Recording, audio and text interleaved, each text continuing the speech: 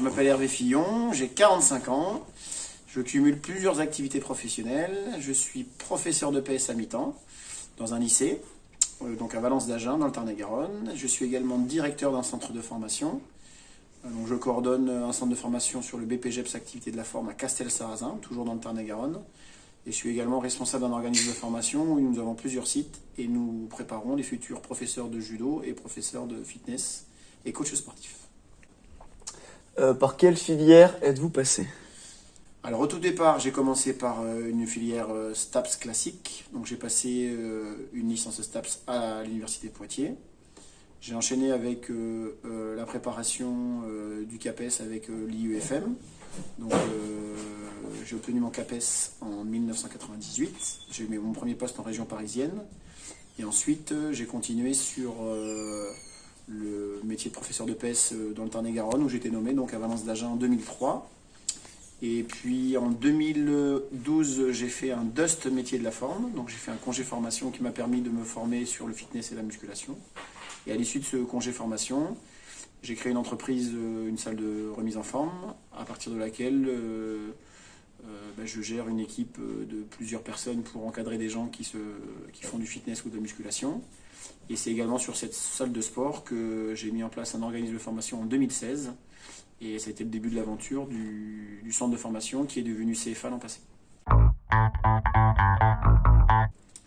Alors oui, disons que j'ai évolué un peu dans mon activité professionnelle comme je l'ai dit. Donc en tant que professeur de PS, je souhaite continuer à garder un pied, on va dire, sur le terrain, même si aujourd'hui j'exerce à mi-temps.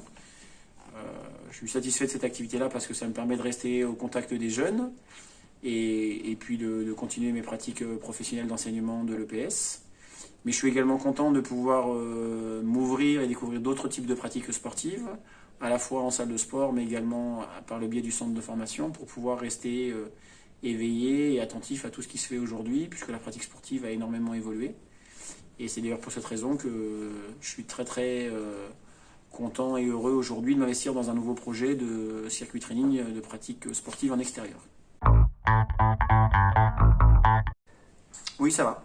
J'ai la chance de pouvoir cumuler à la fois un emploi à mi-temps en tant que professeur de PS, donc au sein de l'éducation nationale, et également une activité complémentaire qui me permet de vivre tout à fait correctement.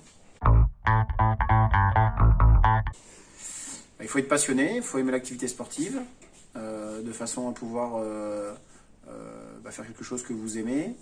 Il faut aussi, si vous souhaitez vous destiner pour faire STAPS, pour pouvoir envisager le CAPES, avoir des expériences peut-être d'enseignement ou d'observation de situations d'enseignement, parce que la jeunesse a changé et c'est pas forcément un métier aussi facile qui pourrait y paraître. Après, il y a beaucoup d'avantages aussi à pouvoir travailler avec des jeunes dans l'activité sportive. Donc oui, si j'ai un conseil à donner, c'est ça, c'est être passionné et aimer ce qu'on fait pour pouvoir durer dans le métier. Une anecdote, alors disons que ma représentation et ma motivation elle a un peu évolué au fil du temps. Quand j'ai commencé le métier, je comptais les élèves et je gonflais les ballons. Et maintenant, je peux dire que ça a un peu changé puisque je compte les ballons pour pas qu'on me les vole et parfois les élèves me gonflent.